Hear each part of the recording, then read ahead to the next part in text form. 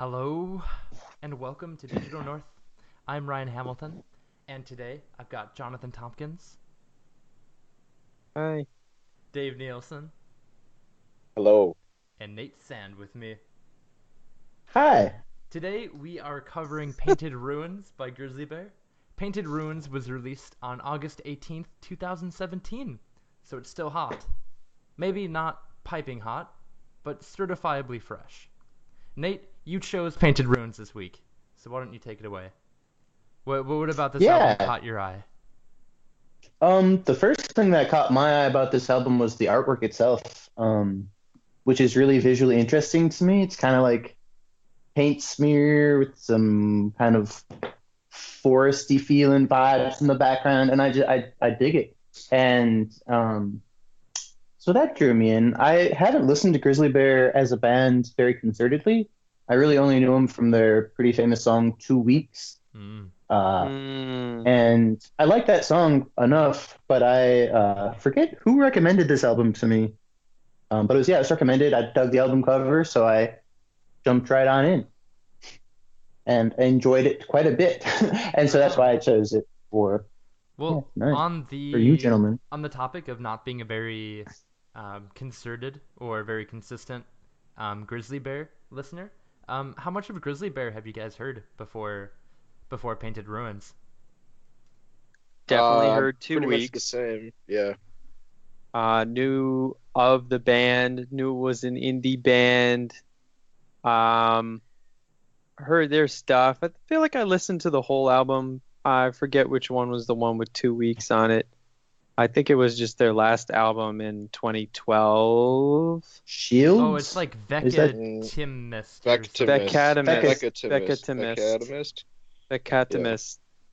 Yeah. Beccatimist. Yeah, I think I heard that album not too long ago. Uh, and that's it. Okay. That's it for me. Yeah, I've heard Veckatimist. I'm not sure how to pronounce it. And definitely 2 weeks. And speaking of 2 weeks, that is now on the Curious playlist number 3, Forest Music Mm. Edition. Actually, I was the one who Mm, dropped that 2 weeks into the playlist, so I was a little bit you dropped excited it. to Mm. see those that Painted Ruins that we're talking about today.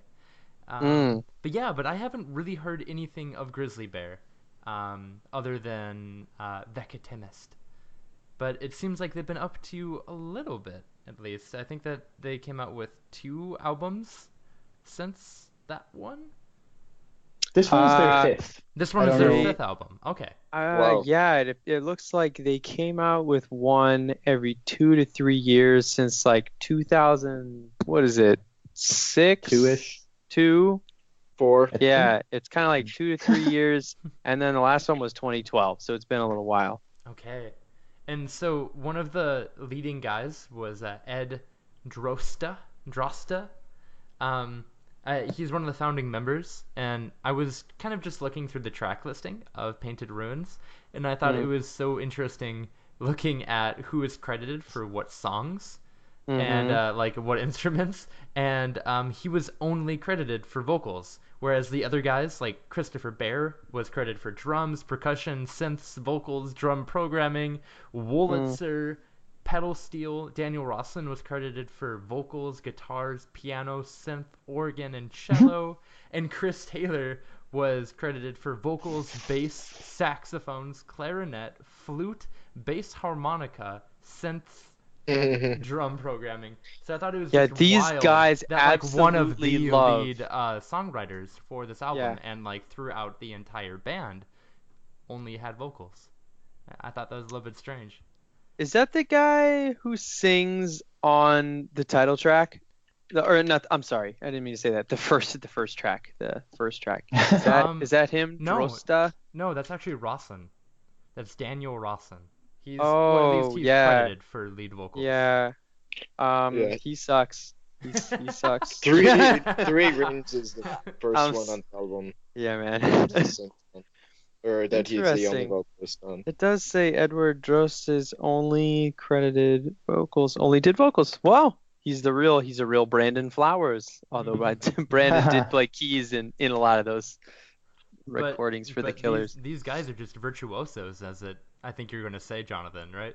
That is the last thing I was going to say about these guys. Oh, okay. Yeah, way to No. jump to the end of what he was going to say. No, really. Well, because I was Really talking don't mean about any offense. no, I was talking about how many instruments they play, and it sounded like you're gonna say something. You positive. could literally I think play he was the gonna bass say- harmonica as a 7-year-old.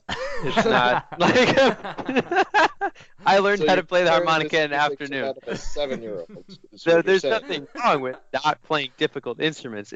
It doesn't matter how difficult the They're just instrument is. picking the low-hanging fruit. Just picking the low. Oh my god. That's Credited awesome. with the slide whistle. Ooh. Woo! I wouldn't be surprised.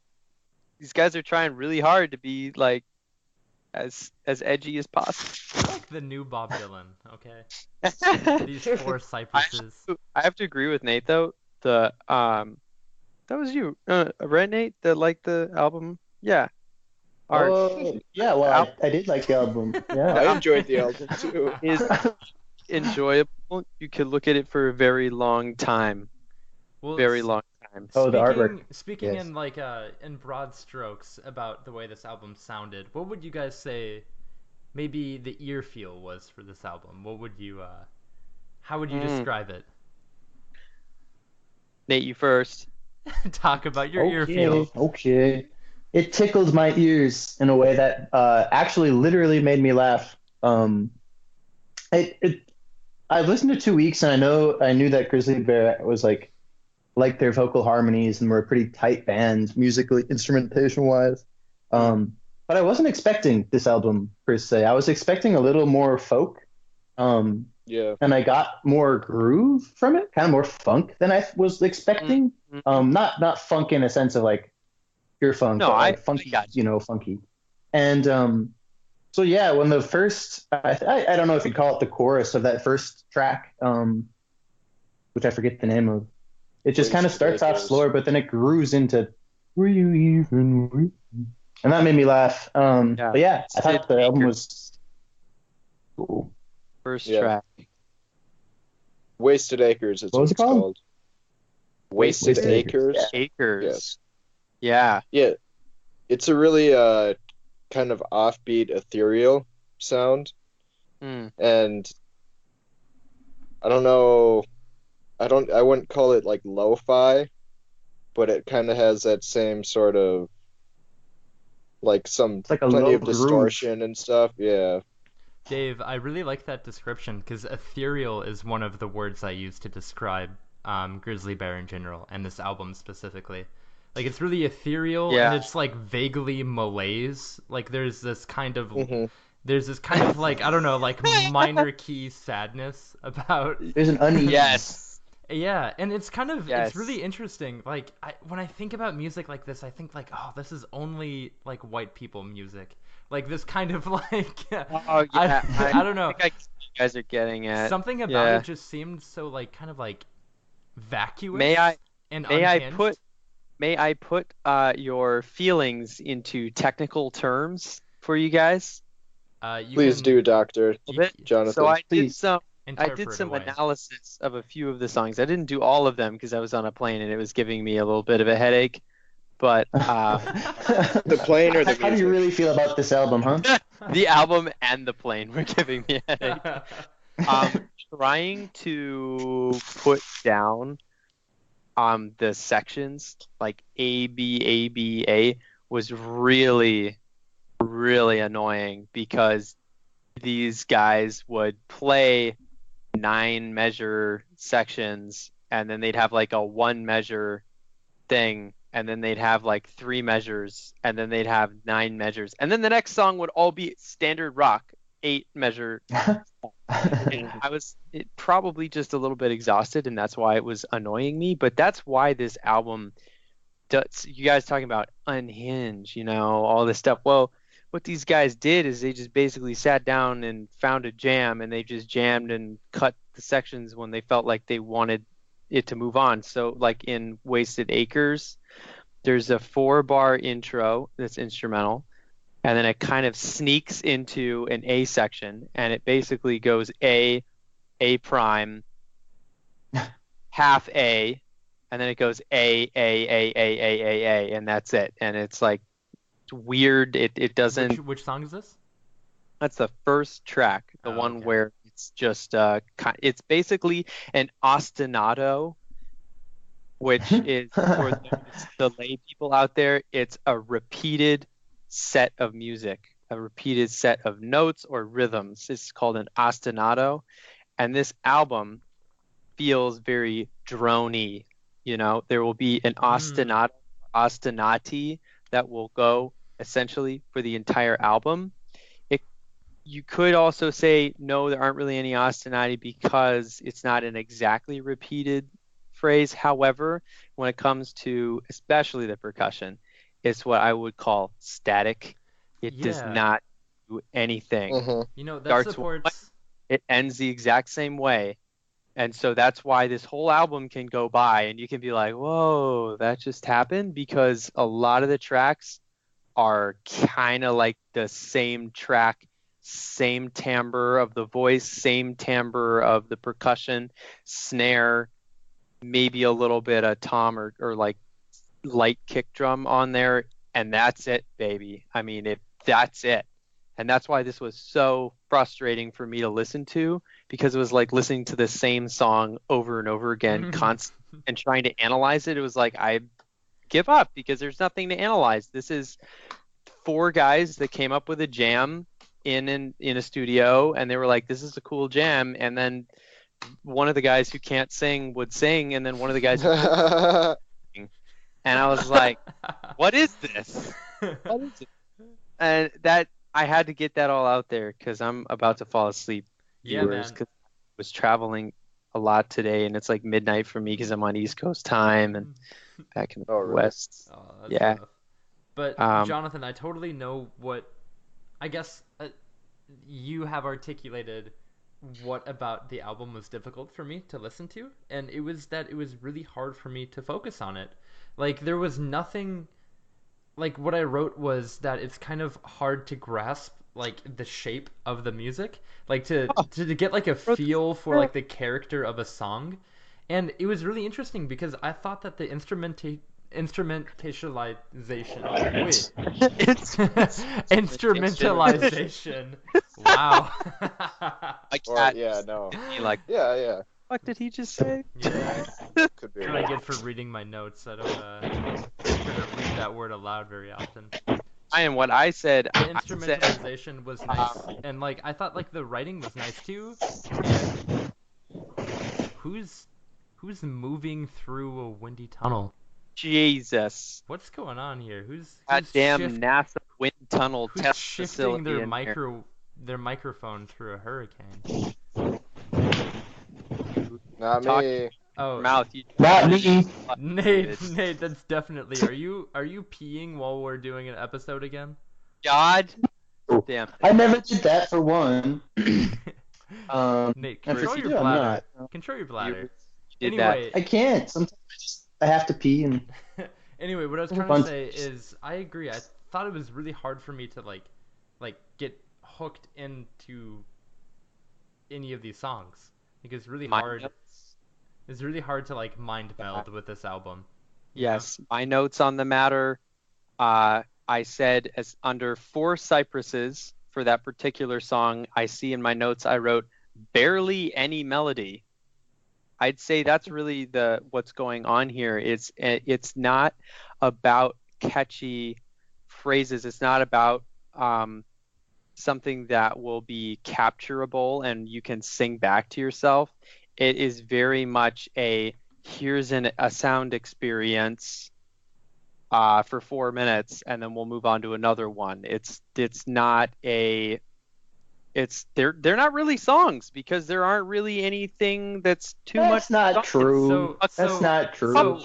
A couple of them are, and a couple of them have some really catchy moments in them. Jonathan, to that point, I was on the website Genius actually looking up the song For Cypresses because I really tried to listen to like the lyrical quality of Grizzly Bear 2 because I'm very lyrics focused and that matters a lot to me. And so highlighted for the first 5 lines of the song, a Genius user wrote and quoted a interview that Daniel Rawson, the the singer for that song, gave, and he said, "I don't like sitting down and writing lyrics. I prefer when they just happen, and often when they just happen, they are extremely literal. It's like whatever's written in front of my face, which doesn't always work, but it kind of worked this time." Yeah. So let me that's tell such you, a- man. that's And I want such you a guys dumb to. writing I process. want you guys to comment on this as well. I read a little bit of interviews as well about this album. And another thing, I can't remember if it was him or the other guy, Drosta. Yeah, Drost? something like that. Is it Drosta or Drost? I don't know. We'll say Guessing Drosta. Drosta. That I like sounds to say it Drosta. like Eastern European. Like let's Greek. say it was either Drosta or Rawson. Rawson? Yeah, I don't know, Rawson. That's what I Droson. would say. And he was saying, yeah, someone asked him a pretty literal question like, hey, what's going on with this one? And he's like, well, we prefer to just let it happen if it's time for us to make music, and if it's not, then we won't, and if it is, then we will. Yeah, we hadn't really found our sound, but we really found our sound as a band on stage with blank. And I'm reading this, I'm like, this is fucking horse shit. What is wrong with this? Oh yeah, we just found our sound. I'm like, you are professional. After You 4 albums. This finding doesn't really sound like a Found Your Sound album. finding no, this is he's talking about the past, but it doesn't matter. He's Oh. totally Okay, well, what happened to their sound? super self-absorbed. It Nate? was so self-absorbed. Nathaniel Sand, what's your rebuttal? Yes. Yes. What's your Um, defense? Rebuttal from the defense? Daddy. I don't know if I Defense. dare try. Defense. Okay, guys. can steamroll you. Morning Sound is a song that has a chorus that's repeated and different verses. Like, I agree that this album was murky. I agree with a lot of what you guys are saying about this kind of being a meandering, texture-driven album more than like strict, hooks. I can agree. But that worked. That worked for me. It was hard for me because there's a lot of parts in songs that I liked, but it was hard for me to like pin down where those spots were, because the songs are so kind of unbalanced. It's hard to go back and say, okay, this was from this song, that part was from this song. Especially because the album has a very, I think, strongly similar sound throughout it. Yeah. Similar textures. Blended up. To that end, the album worked for me for the most part, but it did towards the end. And I have this problem with a lot of albums that I think are too long. But I think this one got a little long for me. Yeah, and Nate, I agree with what you said about the album kind of working as a whole and like coming together well, because that was one thing I noted as well. I thought that the songs transition really well into each other. Like specifically, for example, I really liked the way Morning Sound transitioned to Four Cypresses. I thought that was that was beautifully done. And so I mean the album itself kind of, it functions as a whole. I think it's really good atmospheric sound. Like I would It's definitely a Gestalt album. Yeah.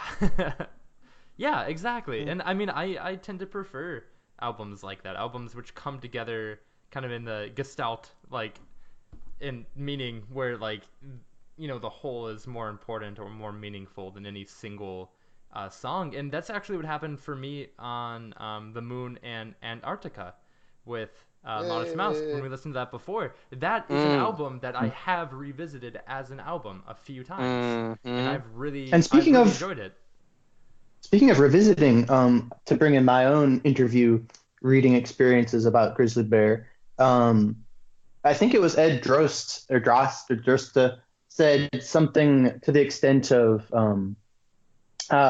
believing that, like, I don't know if this was a prescriptive type thing, like telling other people that they should do it this way, or more just his thing. But his thing, at least, is that he should like listened to an album at least 5 times. And he was describing, I don't know if it was specifically this album or just Grizzly Bear albums in general, but he was describing how like that would be the ideal way to listen to a Grizzly Bear album, because like you pick up on little things and you know go in and out of like the little transitions like that. Yeah. Yeah. That's cool. I And dig so, that. So that was from the Pitchfork review, and I totally agree with what the author of that review said afterwards, when he said individual melodies don't quite get their hooks into your brain, and that's definitely what I felt when I listened to this album. Is that very quickly it would transition from something that's being in the forefront of my attention to something which kind of slides into the back of my focus.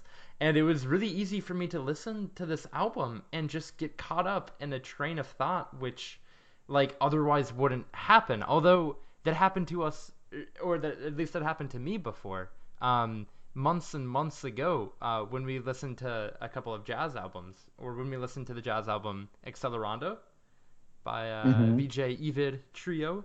I think before we became a podcast, actually. But like that was something that usually only happens to me during just purely instrumental albums. You know, it was really striking to me how quickly Painted Ruins just kind of moved back into the background for me when I was listening to it. Yeah. By the way, technically that would be Accelerando, since that's Italian. Just gonna throw it out there. Thank you. What's Accelerando? It's a very, very douchey thing for me to say, which is why I said it. Got to live up to expectations. It's that East Coast flair of his. Let me throw this. Let me ask you guys, what did you guys think of? We're moving on from ear feel here. What do you guys think about the choice of instruments? What do you think about the tone of the singers' voices? I think there were 3 of the guys that sang on it. Rosta sang, and Drosta sang, and Rosen. What did you like their voices? I'm very curious about what you thought about their voices. Jonathan, why don't you tell us what you thought about the voice on the I bet I know what you thought about them. First track. What do you think of Rawson's voice, John? The gentleman who sings, I gotta go back. It's on the Wikipedia article. Rawson who sings was what? First. He was Wasted Acres. Yes, I'm thinking of who sang Four Cypresses. Yo Mama. I think the same guy. Same guy? Yeah. Yes, it is the same guy. He can't really sing, which is cool because Bob Dylan didn't really sing, and love that guy. The problem being he's very much feels like he's going for a sound experience, like a tone experience, and he sings at the top end of his very, very tiny tiny range, which I feel because I also have a small range, but it doesn't sound good. It doesn't sound good. I maybe am in the camp where tone quality is really important no matter what you're doing. There's no such thing as bad tone quality being a good thing. I believe that things that are beautiful are either going to be beautiful or they're going to be ugly. And you can't be like, well, that crappy sound is great because it was supposed to be crappy. I think he's doing it on purpose. That's his thing. He sounds like he's straining himself, and it's really uncomfortable for me to listen to. Yeah. It reminds me of like Tame Impala in a way, which people seem to like quite a bit. I don't know if there's just enough. I don't know if there's tone adjustment going on, or if there's just enough like filters and things where it sounds. I think Ryan nailed it. He made it up on the spot, and it just whatever came out, man. And it sounds like it. He wrote the lyrics are really what happened. It was basically like a tone poem where he reads it out with pitches built in to the words. Yeah, that and it's it's not just something really that melodies. he just kind of It's came up with. soundscapes. Like he was Exactly. literally just he woke up on his bed in some like apartment in California and said, Yeah. there are stains on this wall and Yeah. there are cockroaches on the ground." Like it And was, like if that yeah. works for you, like for Nate, then that's cool. But for me, that was fucking pathetic. I Yeah, hear and that and I'm like, this is sad. This is not. so This is. so as I said, the That first was few one of the times. weaker tracks for me, though. Okay, right on. Fair enough. Yeah. And speaking of good tracks, Jonathan, to go into your question about instrumentalization, um, Yeah. that's a treacherous word for me apparently.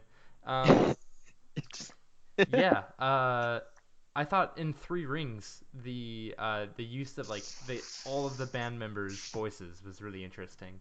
Yeah. The chanting that they had really evoked a feeling of anxiety and just the fearfulness. Really, it was a very heavy track, and that was really interesting actually because Three Rings, which was a really heavy track as I just said, was the first single that was released for this album. Um, so I thought that was really interesting that they decided to lead with this album with Three Rings, which Yeah. I mean, like I guess like I definitely picked up on Three Rings as I listened to this album several Mhm. times, but it isn't Mhm. necessarily the song that really caught my attention from the get-go on my first listen. What was that song? Three Rings. The No, the, what, the what fourth was ring. the Oh. Oh yeah. the Oh song yeah. that caught your attention? The first song that I really listened to and thought like, wow, like, this is pretty good was "Losing All Sense." Mm-hmm. Something about the composition of that song really evoked something in me, or maybe it was that it was easy for me to listen to the lyrics and try to glean something of like meaning from what they were saying. Because it Yes. was kind of Mm-hmm. difficult for me to do that for the rest of the I album. also enjoyed that one a lot. A lot of the reason why that one was really cool, and I think the bassist mentioned this in an interview about Vecatimus, maybe it was, about why that album was really successful. Is it's he said, well, this was a bit clearer, and when things are clear, they're a bit more mainstream, and a little bit more wider audience. So that album, or sorry, that track, Losing All Sense, was clearer harmonically. It had very strong sense of home key, had really strong sense of moving away to dominant key. So like, in music, I guess, where you can kind of tell that you're about to come back to the verse, you have that little itch and it gets scratched. That happened a lot in that track, and that makes it easier for us as human beings to remember what happened in the track, because human beings don't remember words. We remember how we felt. We remember feelings. We only can remember with feelings, right? And they kind of starve you of contrast in this album, and that's one that had some really good contrast in it, and I enjoyed that one a lot. Right on. Yeah, I agree. totally I would agree. I would like to make a quick footnote to that. You can't only remember emotions, but I agree with your overall point. David, Well, I'm continue. sorry. Did I say emotions? You said you That can is only true. remember feelings. Yeah, Or, feelings like sensory feelings, like smells, tastes, touches, Oh. and things like that. That's all we can, because that's all we can sense. Okay, We I can't And you sense remember anything the else. differences between Sorry, things. guys. You don't. I'm If exhausted. something's the same all the time, you don't. Well, but I take mean, out- what about dreaming? Because you're not actually taking in those sensory like information from those cells. I believe your brain is still You're hallucinating them creating essentially. Yeah, So, I feelings, mean, basically. totally But are. you but remember that's true. thoughts. You can only remember like the sensory feeling that you'd get from that. Okay, I removed the Yeah. footnote. Man. That's okay. Another I don't take a stance on that right now. Another reason you might remember Losing All Sense is it has like pretty clear guitar that's kind of more traditional, just regular, Mm-hmm. a bit distorted stuff instead of the slow everywhere beat Mm. from that everything else has. Mm-hmm. Yeah, you get a similar like regular feel to Morning Sound. Like Ryan, you were saying, that was definitely one that was because it was more clear. I got into a lot quicker. Hmm. Um, yeah, but it goes back to that that listening to an album 5 times kind of philosophy Yeah. that I think these guys are trying to go for more. Which is like, I agree with you that it's a weird, uh, like, Three Rings was a weird choice for like the first single. But I think maybe Three Rings gives you a better idea of what the whole album is going to be. Yeah, and I mean, it makes sense to me too that you would choose an album or be like interested in this album because you're also interested in a lot of like beat poetry and beat writing. And was it Ginsberg that would write his stories and then just cut them up and rearrange them and just have that be That the was William Oh, Burroughs did the cut up Burroughs? technique. That what? was Oh, Burroughs. stories. Yes, of course. And this kind of reminds me of the same thing where it's just stream of consciousness. It's just let's see what happens. And as Jonathan said earlier, it's kind of just like a jam that they throw together, and they thought like Yeah. this was great. So Jonathan, my question is, does that make this jazz? Is this jazz if they're sitting together and they Hey, are just baby. jamming and just Hey, throwing baby. something together? Anything's jazz if you look hard enough, because if it was made in America, something about it is jazz. No, Rock You and but roll, bob your head right? at it. just the fact that it is them sitting down and jamming, like it kind of reminds me to like a Oh, reggae like, is session this a where it's jazz just album? yeah, is this a jazz album? No, this is some like New York hippie bullshit. It's actually technically categorized as prog rock, I think. Prague hippie bullshit. Prague hippie, but no. Hey man, I'm not. You know what? I don't know if they. Here's the thing. If they say we made a jazz album and this is our jazz album, I think they get a lot of pushback from the jazz community. However, They do play the bass harmonica, and I think that gives them some like credentials. that's what I'm saying. If they say that what we're doing here is jazz, I would. First of all, I wouldn't be the person to refute that or say that's okay, because I have zero say in So in what you're those saying circles. is you might not agree, but you wouldn't. I'd be like, You would yeah, understand. yeah. I'd be like, I mean, mostly it wouldn't matter because genres are made up bullshit from the like well, 30s, 40s, and Genres are 50s to hippie sell bullshit. records. Well, I mean, Yeah. genres do Genres- have modes, right? They do have modes where certain musical like elements are more prevalent than others, right? Do you Like, mean I mean, like actual you can No. speak What in general. you're talking about is musical styles. No, And musical styles not are real. necessarily, because, Genres like, are for made a up genre- by record companies. Okay. That's like the difference between R&B and rock and roll in the 50s was that R&B was for black people and rock and roll was for white people. They were the Oh. exact same music. Man, you know where I saw like just a crazy example of that? Yeah. I was in Munich in 2014. I was there in September during Oktoberfest with a group of other exchange students. We all went from Oslo, Yeah. Norway to Munich. And Yeah. as we were walking around Munich just exploring the town a bit, we went to a record shop, and they didn't divide it into things like R&B and jazz and things like that and rock. It was black White and music. black? Uh-oh. Yeah, it was Uh-oh. black music. And in the black music Wow. section, it was jazz, it was R&B, it was rap, and they had little, just little like caricature little plastic dolls of Oh. these just like super stereotypical like black Oh. piano players from like the 40s Ah. and 50s. Yeah, that's like minstrel. Oh yeah, it was real like minstrel cycle, like real just like Minstrel cycle. it was a real So bloody what do you affair. Cycle all the way. Yeah, man. No, it was totally crazy. Going back to if they called this jazz, it wouldn't really matter. At the end of the day, it doesn't really matter.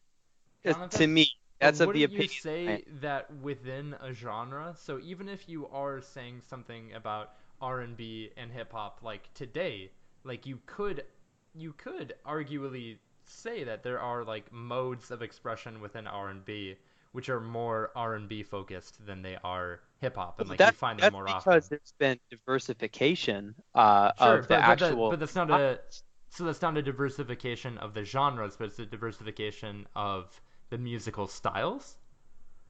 Genre is more audience and scene than about the music. Mm. This Okay. you have to talk about, well, Painted Ruins is of the, what was the thing it was called? Progressive rock, prog rock. Prog Death rock, metal, I think. something for these people inside of this community. That's for somebody. That has nothing to do with the music itself. Okay. That is a mentality, that's a mindset, that's an eye towards something that doesn't say what the music is. Guys, right? this isn't really like the music, it's trying just the Yeah, vibrations. that's trying to slot the experience. These are all just sound waves. Guys, know, it's who's just the having experience. sex with and what's smoked and all of that instead of the actual music itself. It doesn't matter what any of that stuff is. That's why when I hear this, I have this kind of I take it all on the same level, man. Whatever the music is, I'm not like, well, this is indie rock, so it's okay if they can't sing. It's like, nah, man. Tone quality's tone quality, whether it's Wynton Marsalis or it's some dude on the street in New York City, or it's the Drosta from Grizzly Bear. It's like It's Rawson you have a problem with. Rawson. Is that the guy? Yeah, that's God, what you don't like. Damn, that guy's like it's Hey, me. you could be on a Grizzly Bear album. I'm not gonna be that guy. That's like, I could do this. 'Cause I could do this. I couldn't do that. I could not do what these guys do, man. These guys definitely Couldn't have do this indie vocalizing.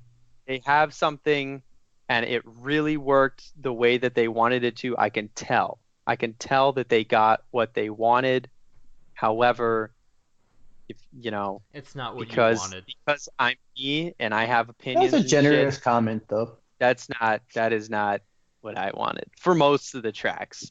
I definitely had fun trying to figure out what was going in Aquarian, trying to count the measures while they do a 16th note Yeah. offset run right before the changing in a measure, and it's total chaos.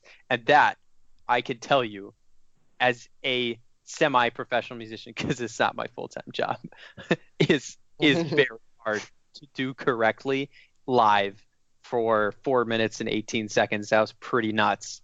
I don't know if they cut that or ran that, or if that was electronic or not, but that was pretty nuts. Right. So Yeah. they obviously have skill. They just wasted on whatever this is.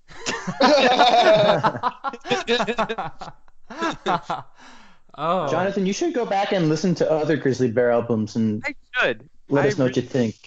I really should. And I'm mostly super tired. I had a headache from the plane and to count measures and set up like what I was going to say about it. So I have the probably overly negative Yeah, opinion. He's especially pessimistic right now. Especially pissed off. But speaking of composition, I really enjoyed Cutout, specifically like after I heard the album a couple of times. And I thought it was because Cutout had a really nice momentum to it throughout the entire piece that some of the other songs in the album just kind of like completely lack. Yeah, and Ryan, you're talking about lyrics, man. What about lyrics? Because that's one of the ones where you can kind of understand what they're saying. Oh man, I haven't even tried. I don't know. I don't know about Cutout. I haven't looked at that specifically. Let me look it up here.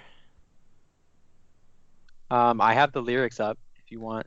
No, I don't trust you. I'll pull it Just up. I brought it up because I wanted to. I couldn't understand anything that they meant. You are like an invading spore growing Yeah. inside of me. Never ever letting go. Medicine is not what I need. Inhale your older self. Cut it up and let it go. And we got the bridge by Like Daniel William Rawson. Burroughs. Ooh, there you go. Cut it up and let it go. Wow. That's what they're saying. That's a Burroughs illusion right The there. shout out. Cut it out. Is it now? Damn. No. Okay, think it Jonathan, is. will Like you invading handle? spore inside of me, but never ever letting go. Medicine is not what I need. Inhale your older self, cut it up, and let it go. Continue with That the just Sounds like he bridge, does need please. medicine. doesn't mean anything. That's like something he wrote when he was on shrooms and was like, "This is amazing," and then put into a song. And it didn't make it just enough. Didn't make sense that it was cool. Gotta ride that line. Do you I'm think? just- Do you think that the first line, "You're like an invading spore," is what primed you to think about him being on mushrooms? Hi, Clark. To be honest, if you're gonna shit on lyrics, you probably should know what you're talking about, and I definitely don't. I'm just going off of reading them Ooh. like twice, so And hearing them once. it could very well mean something really cool that I didn't find. Well, I mean, How- isn't it really about just like developing as a person and moving on? Yeah, Yeah, you're just inhaling the spore of your old self. Yeah, never ever letting go. And then the Yeah. fact that he doesn't need outside medication. Medicine is not what I need. You know, he doesn't need something. Shouldn't you outside of exhale the himself. spore of your old self? No, you should. Oh, yeah, you should. You should, and yeah, you should exhale your other self. Damn it. Yeah, especially if you're gonna cut it up and let it go afterwards. You shouldn't be Yeah. That was weird. Yeah. inhaling it first. this song it looks like That's it's like evidence of the coping Burroughs reading. mortality or death. If you look at the second stanza, focus on the point that won't be found. So it could be perfection, it could be death, afterlife, a point that you won't ever see, right? Because moving slowly with clear resolve, written on your face, the only truth. So that to me talks about aging. You It's know, written on your face, Oh, the really? only time, right? I really I was hope thinking that they're like not. self-motivation. I'm again thinking of Modest Mouse and how well Oh, Modest yeah. Mouse Ryan, you're a writes. cheater. You think of Modest Mouse when you listen to Grizzly Bear. Do you Isaac tell Rock, I believe. you just picture just Modest now, Mouse face and Grizzly Bear's head? just now You- especially. But like just hearing these lyrics and you trying to force upon him like your interpretation of it being about like death or about him dying, it just makes me think of how good Modest Mouse is about writing about death in the afterlife and how like especially considering that this bridge to the song is Rawson and knowing that his writing process is literally just making shit up as he goes. I just don't I don't think there's going to be any truth that I find buried in here. I think you guys are putting too much into that comment. Just to jump in Rawson's defense. It's a couple comments that we both saw that I think just we both reacted to the same way, We which probably was like Just both 'cause just it's read the Pitchfork spontaneous. review.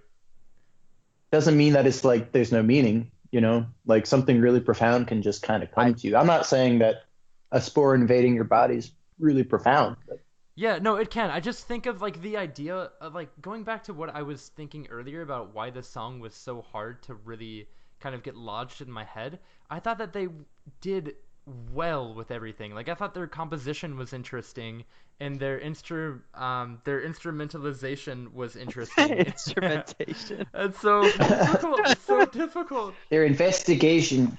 But and like I thought the ambiance was nice, and I thought that everything about the album was good, but there was never really anything about the album which stood out to me as being great. Like there were no real big jams which I thought, wow, these guys are amazing artists, and there were never any really parts of a song where I thought this is great songwriting, you know? Like overall I thought the album did all right, but I never really was thoroughly impressed or like taken aback with like the skill that they possessed in any one avenue. I have an analogy for you. I think that kind of fits in for that. This album, because I kind of agree with that comment. Like the album to me felt solid, like as we were talking as a whole. You know that putty stuff that you can make, like it's a goop, Yeah. but like if you hit it really hard, it's a solid. But if you put your hands in it, it kind of Corn it's a liquid. starch, Mm-hmm. non-Newtonian fluid. Exactly. Yeah.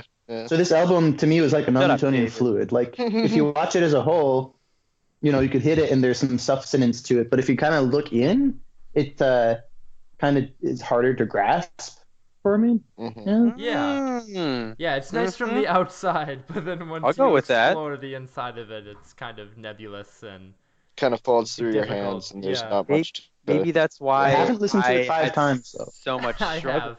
because that's all I did was try to listen to every single little part of it. As so Nate, squeeze frustrating. harder on the whole thing. well, so Nate, as you said, it's gestalt. It's Yeah. it's a pattern where like the finished product is more meaningful than any of the individual tracks. Like it's a good album, but it's hard for me to place any single part in the album and like to point to it and say this is what makes it good, And I can Exactly. do that for other things. Because like even if I go to my go-to was Morning Sound because I like that song a lot. But if you analyze that song, it's not very complicated. It's pretty simple and like da da da da da da da da da. Like it's there's not a ton Yeah, going on. I can't be like that's super interesting melody. It's not. It's just more like I don't well, know. it was interesting. That's the most popular song on the album, according to Apple Music. Understandably. Yeah, understandably, that one had a followable rhythm, unlike Aquarian or a few of the other ones that kind of used a drone. And that was good song. Popular music, like most well-known music out there, is not complicated. Not Mhm. at least fundamentally. Complicated music, man. Most people haven't heard that stuff, and Yeah, good reason. Vox did a really interesting little video essay on how repetitive music is pleasurable in the human brain and Yeah. how it can kind of tap into our reward system and our dopamine system, and Yes. let out like really good feeling chemicals when we hear repetitive music, which sounds over and over again, and that's why sometimes, as Jonathan, you said, where you have your, what did you call it, your like home key, and then when you branch Yeah. out to Mhm. your Dominant. your It's called the dominant key. dominant. Yeah, and like Yeah. it's that feeling of like that memory of returning back to that little Yeah. chorus or like whatever that thing is. That's There's exactly a. what this video essay was talking about. How you can have So you this still like need some I think it's variation. John yeah, you need Cleese. some. I think John Cleese in an interview said, good comedy is all about education. When you feel like you've learned something or you've discovered something, that's enjoyable. When you discover something that you hadn't thought of before, right? So if you're shown something musically, right, it could be the first verse. When you've learned that, right, you learn that first verse by hearing it, and there are so many tools that musicians use to make it learnable and to make it memorable.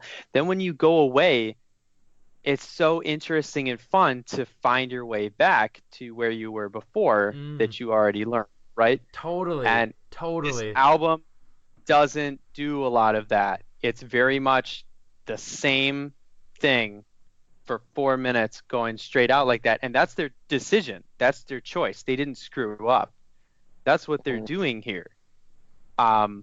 It's just that is hard to deal with for people. And for me, music, like if I'm going to buy an album to re-listen to it, usually it's because it makes me happy in some way, not it makes me frustrated. You can get that reward relatively Yeah. easily from I mean, I've it's seen like Heartworms by the Shins.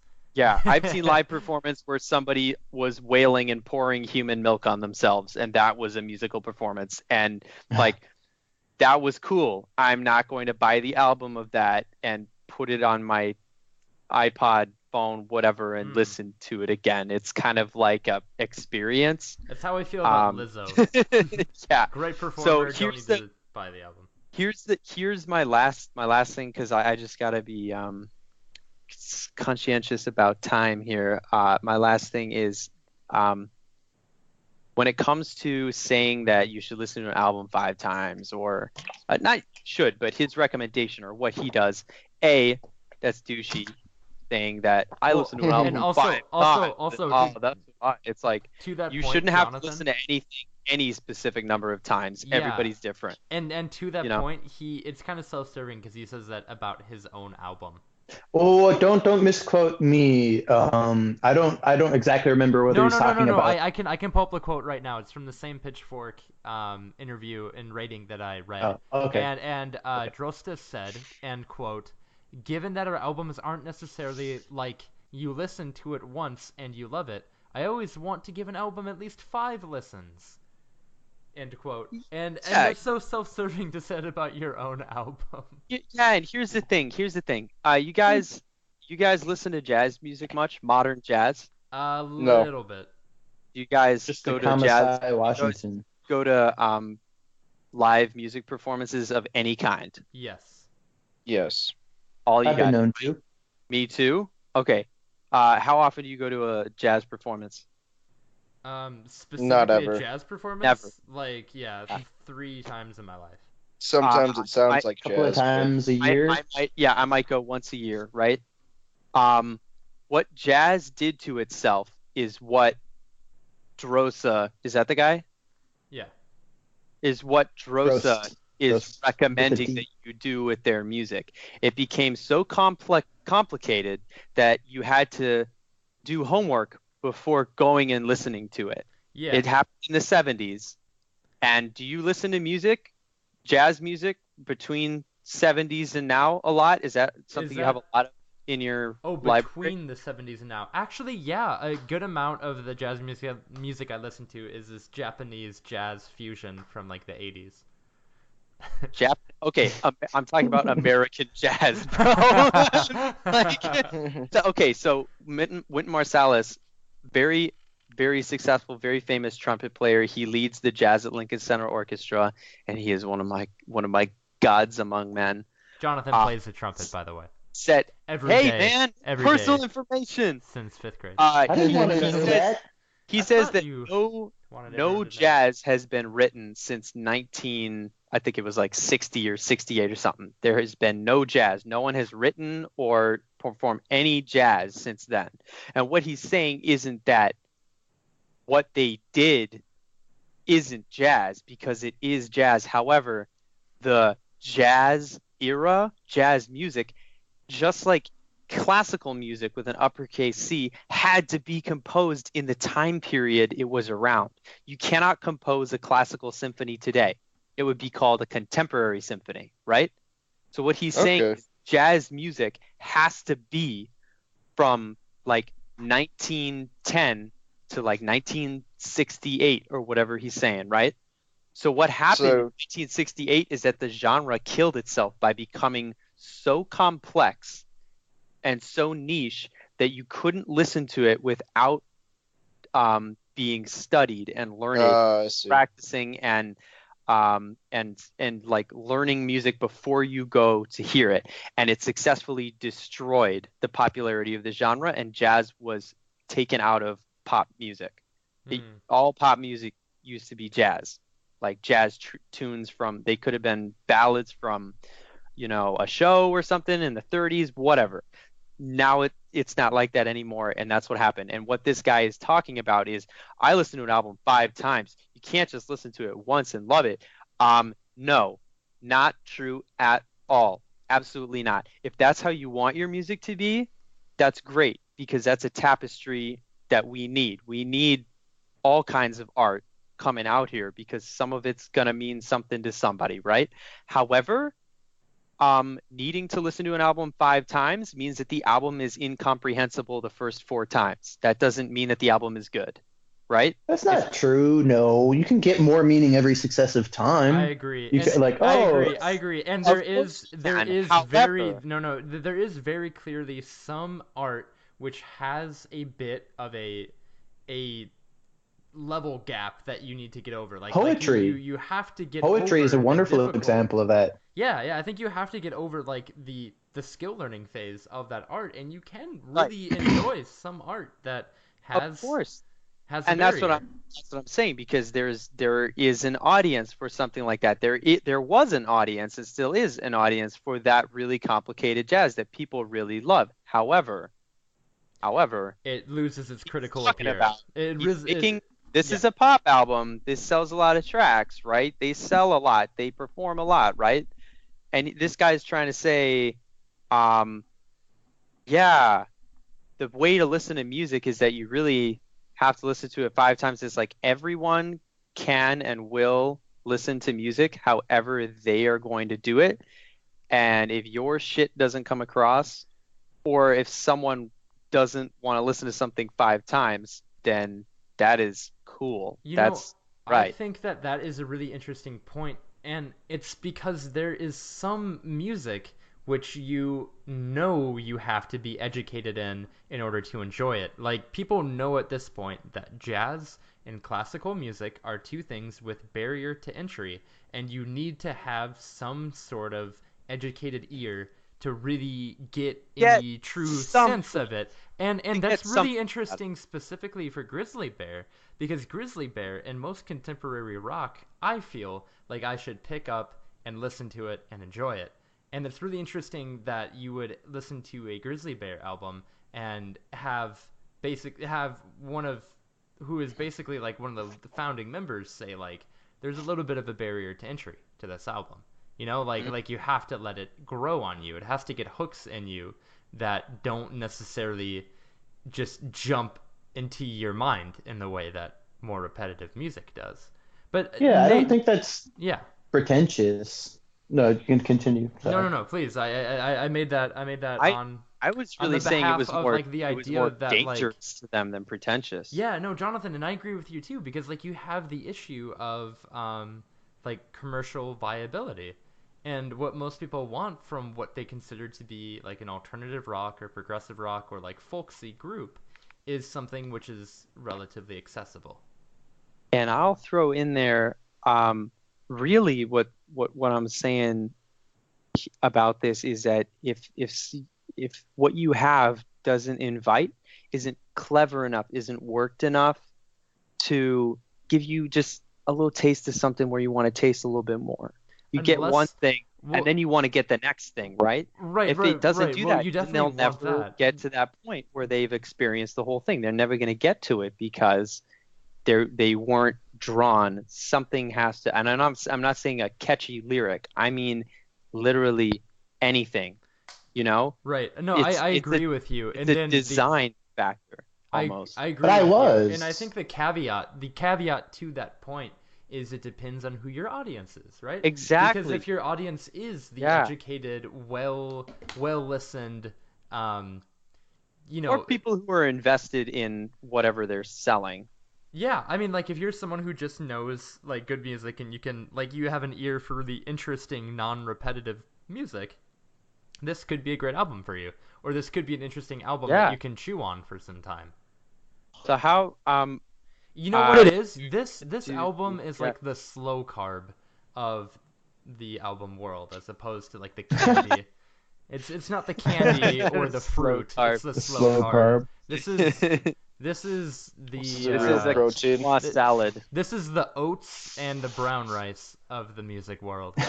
Oh, so it's still a carbohydrate, but it's not a cracked wheat and barley salad. It's a complex carb. It's a Bulger album. So you guys want to do like rating, and if you would buy it, recommend to stream it, something like that? Yeah, Dave, why don't you start us out? All right. I'll rate it 2 of 4 cypresses. Oh, you son of a bitch! No. I need to. Don't worry, we still got more numbers to work with. Yeah, we do. I'd recommend giving it a listen, maybe on your favorite streaming service, Spotify, or one you don't like, but are forced to use. Maybe Apple Music, I guess. Sounds like Spotify. Sounds like Tidal. I think Joanna Newsom is on Apple Music. That has something going for it. Ooh. Is she not on Spotify? No, not on Spotify. Ooh. Oh. That makes me sad. Yeah, me too. Well, she does have the Muppet Show theme on Spotify. That's true. That's the only song she has. David, what is your thing? Because that's a bad example. I think that it's I don't know. It's I guess nice if you're trying to fall asleep or something. There's a lot of repetitive stuff. It's interesting. I don't think it's the kind of music that you pop on when you're in the car because you love it, but worth a listen. It's different. Okay. John, what about you? I better go before we run out of cool rating systems. I I'm gonna give it. I'm gonna try to give it a pretty standard rating system. I'm gonna give it. We know where you're headed. How many rings is it, Jonathan? I can't. Okay. I gotta look up. It sounds like you're losing all sense. I know. I just gotta trying to get the lyrics here. God, what a Come on, dick. Jonathan, cut it out. I gotta get the lyrics for this one. Oh, here we go. I'm gonna give it 6 invading spores out of 9.9 invading spores. Thank you for the standard rating. Reason being, the musicians on this album certainly performed well. There were a few things that I cannot overlook that prevented it from being a recommendation to buy and add to your library. One of those is going to be a lack of intrigue post-surface level. There's not a ton going on here. If you look at the lyrics, you can try and get through some of that, but it kind of just seems like it was a jam, an experiential thing that was put together to be a Grizzly Bear soundscape, and that's about it. If you're not into that, it's not worth anything. There were a couple of issues that I had with it that were really frustrating. One being the drummer being out of time. I don't know if that was something that they did on purpose, but the drummer is early a lot. Like, he's early a lot. And some musicians, they are just like that, and that's always how they're going to perform, and it doesn't matter, and it's their thing. But it really got to me, and it was really frustrating that the band would actually flex out of time, and I think they meant to do that. Didn't feel like that came across well. So, do you have an example of a song where we can hear that and it's like real obvious? Yeah, Four Cypresses, that one flexes, and Wasted Acres actually flexes as well. Time-wise, it's definitely a trip to hear it, but it feels like it's not on purpose. Feels like they just kind of do it because it's happened. Like, you where specifically in that song? Here, God damn it, Jonathan. I have it. Let me play it. I mean, at the start, Okay, so at the end,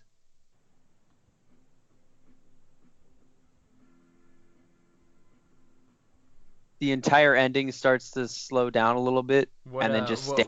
What time are you in? How much time is left in the song? How much time?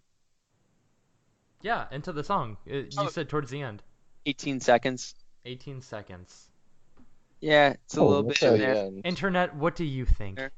Yeah, Is internet. he early? Tell me what you think. I hear this. I was. Or is Jonathan a pedantic asshole? I probably am. We're gonna have to throw It's not really pedantry. Yeah, man. There's some time issues, some rhythm issues in here, and I'm like trying to pick something specific because, to be honest, I just don't really dig the music. So that was the stuff that bothered me. That was like identifiable, not a style thing. Yeah, man, I can't get over that guy, Rawson. I can't get over that. Just he doesn't sound. How do you feel about Joanna Newsom though? Like, I think that's an affected type of singing that he's doing. Her Muppet song is I have great. no doubt he's doing it. Stop talking about that Muppet song thing. Man, I have no doubt he's doing it exactly the way he wants, and is getting exactly what he wanted from his limited register. But it doesn't sound good. The tone quality is ragged, and not like a sexy Chris Martin ragged, like just a little bit. Isn't that the Coldplay guy? Like, that's the guy from Coldplay. What? Yeah, it's like this wine. He's It's a all over the wine. place. High-pitched wine, man. Yeah, there's some crooning going on for sure. Chris Martin, like, No, it's a mulled wine. It's a mulled It's a wine. crooning, I think. the little, and the sound, it's a little, it's like the whole thing, like, that's what he sings. I'm not sure that's what it sounds like. I can't hold anything I say at all under an oath of accuracy. It's a 6 out of 9.9. It's above average. It really is above average album. Give it a stream if you're interested in their other music. Absolutely. John, would you buy it? But I would I'm deleting it right now. I think that's about Like I listened to every track. I did analysis on like half of them. I'm good. I feel done. I might listen to Morning Sound and Losing All Sense. Nate, I might check. Nate, what are your thoughts on Painted Ruins? Jonathan is wrong. He Your rating. Yeah. My rating is that Jonathan's incorrect. Yeah. I enjoyed this album. This album did hook me enough on my first listen to make me be excited for it. Actually, I was excited to listen to this album again after I listened to it my first time because of kind of just how weird it was, and that also probably plays heavily into my expectations of what this was gonna be, and then versus what I got. And so I was also pleased with that. I was pleased with the factor of this not being what I thought it was going to be.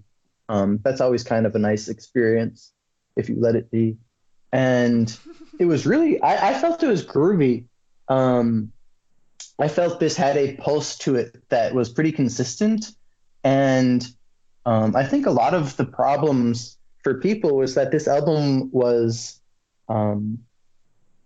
repetitive, but it didn't repeat, if that makes any sense. Or maybe the other way around. Like, it had a lot of elements that were brought up again or kind of referenced from other songs or from the same song itself, but it did them a little differently. And it didn't like, it either maybe put the chorus, 2 verses in and then 3 verses in instead of, 2.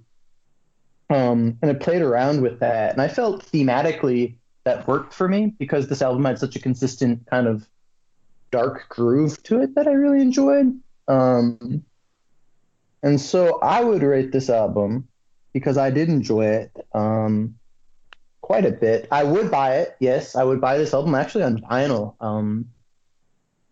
Which kind of as an aside, that's a weird comment for me to make because I do feel like this album is definitely a earphones kind of like go on a walk on a drizzly day type album more than it is a album you put through speakers and jam to.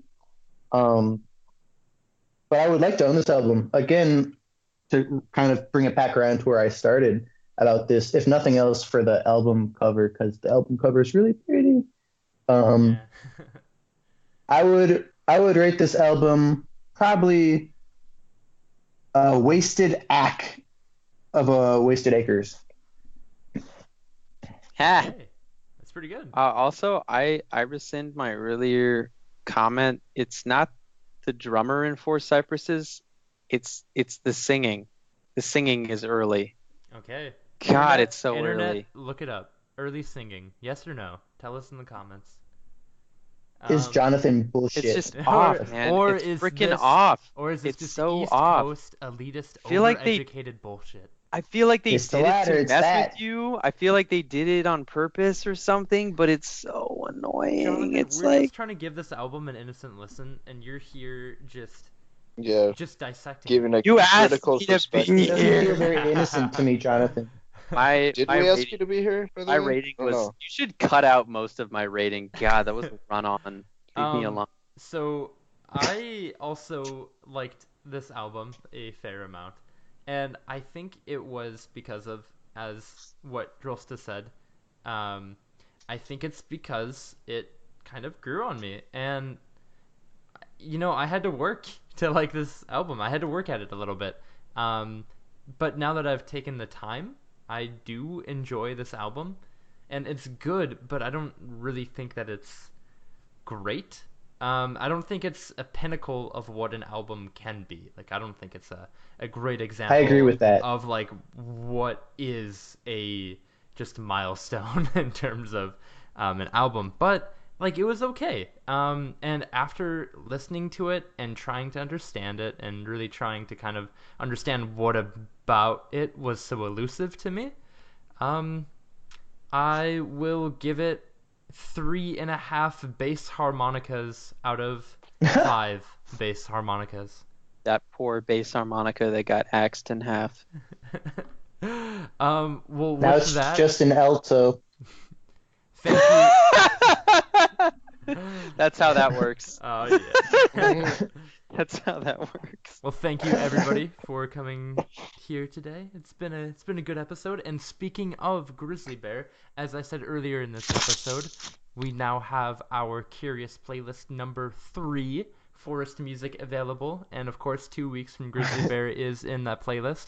That's now up on our Twitter page, so check us out at Curious Magnet at Twitter, and you can find our playlist number 3. Next week we have a documentary coming up with Thomas, which is super exciting because Thomas has now missed the last 2 episodes in a row, which means we have to Ooh. just destroy Tom him. Ass. Tom Ass. We have to destroy Tom him Ass. and just tear We'll into him. destroy his Tom ass. Can we destroy him next time? I'm kind of tired. Yes. Sharp for my destroying. So we got a documentary coming up next week. We, of course, have our Twitter page. We have our Facebook at Curious Magnet. And this episode will be coming out in a day or 2. So stay curious, everybody. We'll see you soon. Who are you telling that to? Stay curious.